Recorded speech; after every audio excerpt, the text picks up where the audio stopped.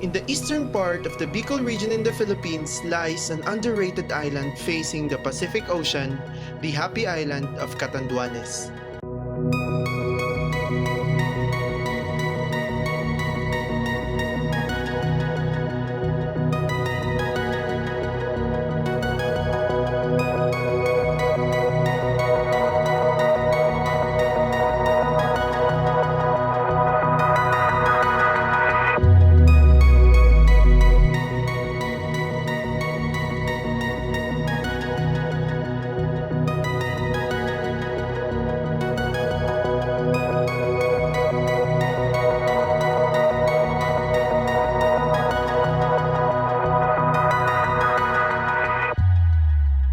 Hiking, surfing, swimming, trekking, exploring food and culture, or just escaping the busy and fast-paced life in the city, Catanduanes is a very great island to relax and explore. Catanduanes is the 12th largest island in the Philippines. It is dubbed as the land of the howling winds because of its geographic region in the Pacific where typhoons enter and occur. However, Catanduanes is still beautiful and resilient.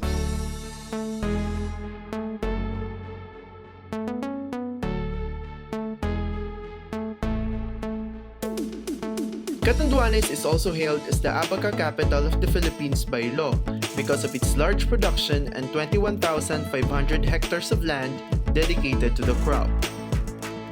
The island may not be on most tourists' travel radar yet, thus it's mostly untouched and well preserved. Hence, life here is very simple and laid back.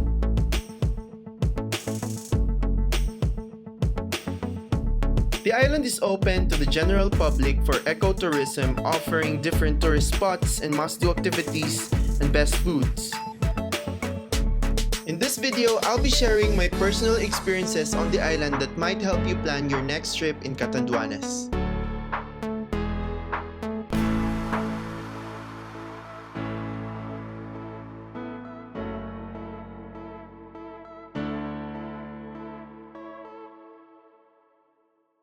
The fastest way to reach Virac, the capital of Catanduanes, is to travel on a plane from Manila's Ninoy Aquino International Airport. There's also one flight every day to and from Virac, so it's very important to plan your trip ahead.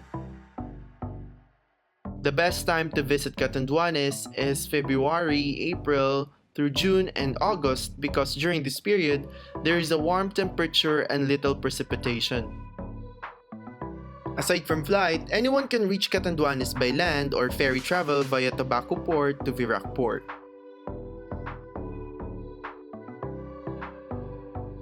Exploring Catanduanes is easier than you could imagine. When we arrived at the airport, we were fetched by Kuya Edmond who served as our tour guide and driver for our 2 days and 2 nights vacation. Touring Catanduanes is surprisingly cheap. We spent only 1,500 pesos a day for the tour and that is regardless of our number. In total, we spent only 3,000 pesos for a 2-day activity for 3 people. If you want to experience Kuya Edmond's hospitality, I will put his contact information below. The Catanduanes Island is huge and has a lot of things to offer. Exploring the whole island would probably take 3 days or more. In our case, even on our 2-day trip, we explored a lot and learned a lot about the island. There are 11 municipalities in Catanduanes, with 1 being the only landlocked, which is San Miguel, but 10 are located in the coasts, including Virac, the capital of the province.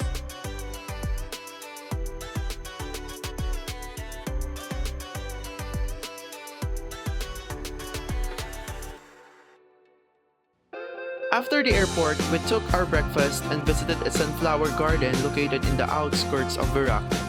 As a person who loves plants and agriculture, this is a beautiful experience.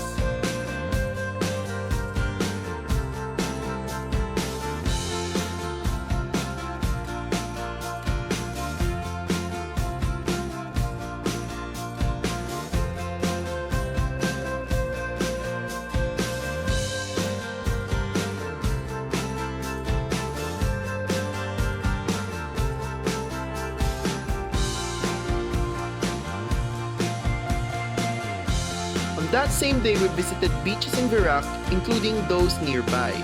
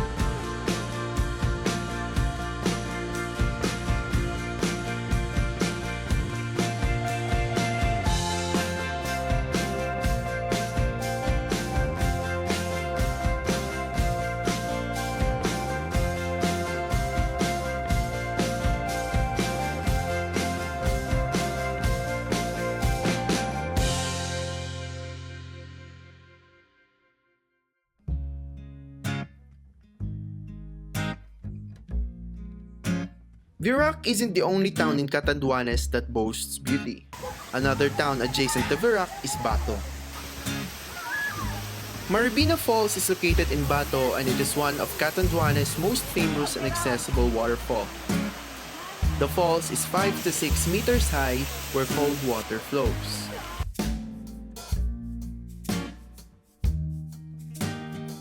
Moving further is the historical Bato Church. It was built with wood during the 1500s by the early Spaniards that occupied the island. The church have withstood several typhoons because it was built with mortar and coral limestones from the year 1830. This church symbolizes the rich history of the island and how it honed the faith of believers among people in Catanduanes.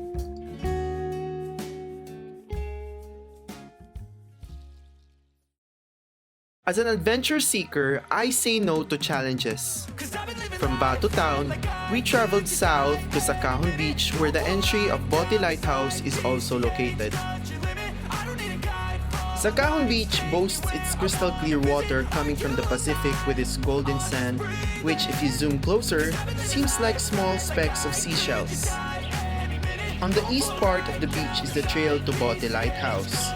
The local government of Bato appointed tour guides for the hike to the lighthouse. We paid 250 pesos for the tour guide. The trail is easy and flat at first but goes steeper as we go along. There are sharp coral rocks along the way, so it's best to wear anti-slip shoes or sandals as accidents may happen if safety is not prioritized. The forest is dense and guide ropes and rails are inconsistent, so we had to hold on to rocks carefully and watch our steps as there are plenty of hermit crabs along the way and I don't want to step on them.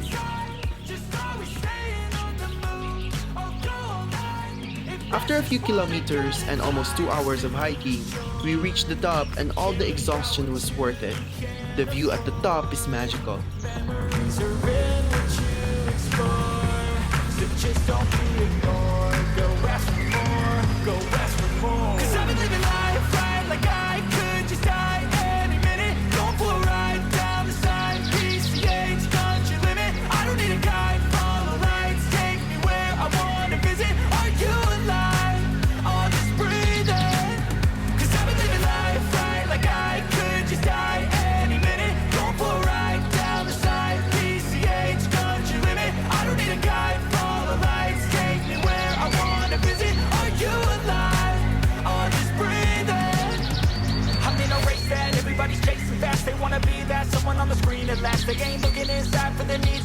wanna be like by everybody in sight, but trust me, being free ain't spotlights. No, it's long nights and it's long fights with yourself all the time to get your mind right. But if you put in the work, you can find the light. Alright, I'll do anything that I feel like I wanna do.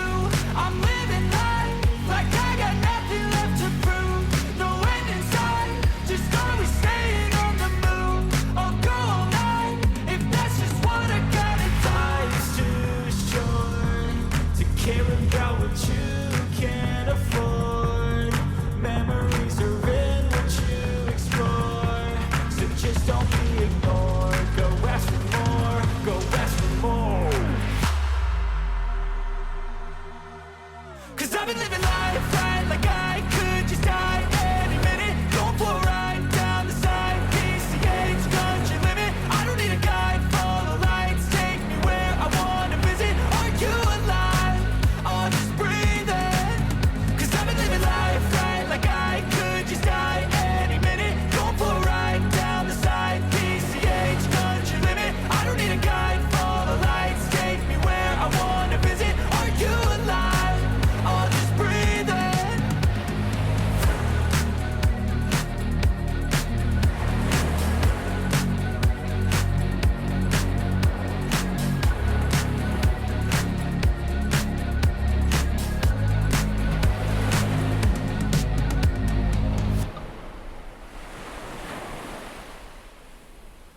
Doing adventures is difficult when you don't have a comfortable place to rest.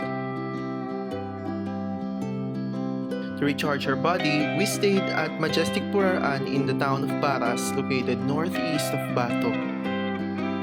The room for 3 people is only 800 pesos per night. Cellular connection is unstable in this part of the island, but it's not an issue for me since all I wanted is to disconnect.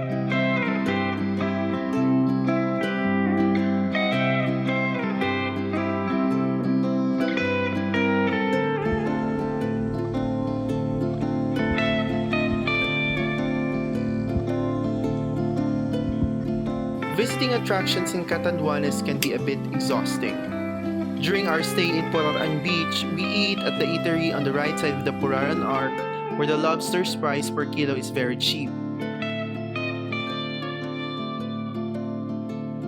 We only paid 800 pesos for a kilo, and they will also be the ones to cook it with no extra charge. All we did was just tell Kuya Edmond about our order. There are also several Bicolano dishes in the eatery. They have laing, which is my favorite, and also an honorable mention to their dinuguan, which is the best dinuguan I have ever tasted. Puraran Surfing Resort is also a well-known beach in the country because the waves coming from the Pacific are perfect for surfing. Luckily, Kuya Edmond is a surfer and we learned some things about surfing with him.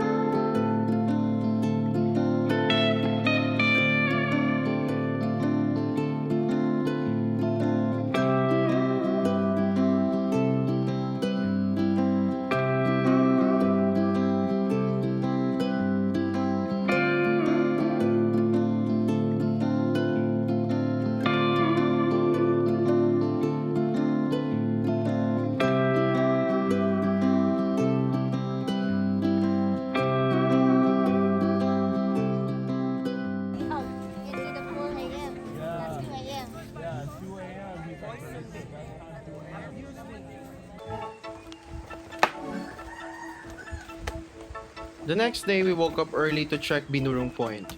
It's that part of the island that resembles Batanes.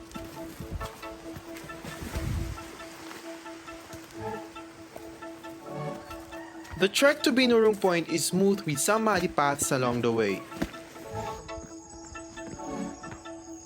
The vegetation is not dense, so it's a lot easier to reach Binurong Point compared to Bote Lighthouse.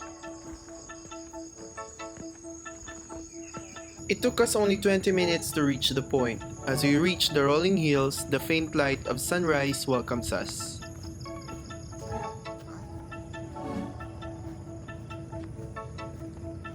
The beauty of the cliff and the rolling hills are revealed once the sun fully blooms in the horizon.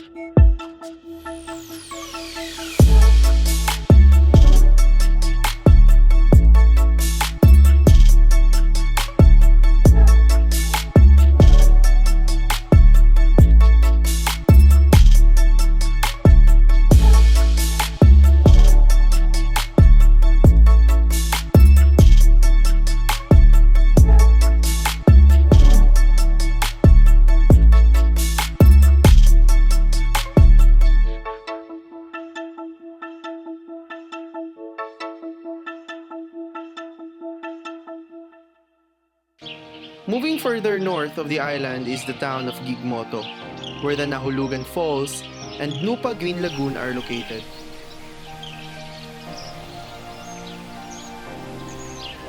Nahulugan is a Filipino word for a spot where something fell. Legend says that the falls was named after a man and his carabao fell on it.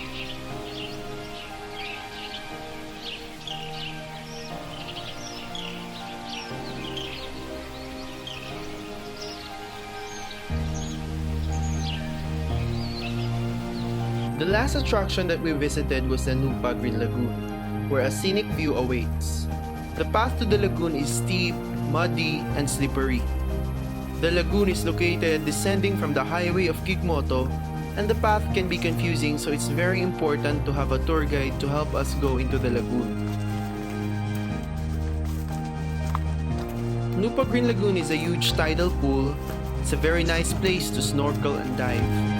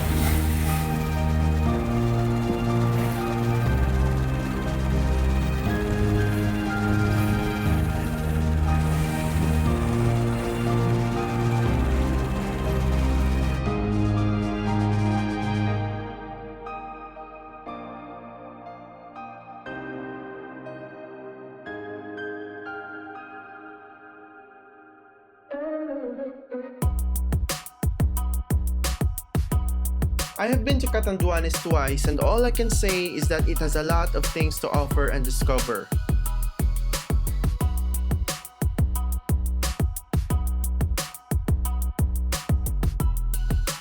2-day trip is not enough to explore the island. I think anyone can make a 360 degrees adventure on the island for a week or more. What I really love about Catanduanes is that it showcases its moniker that it is indeed a happy island because of its beauty, its resiliency, and the hospitality of the people.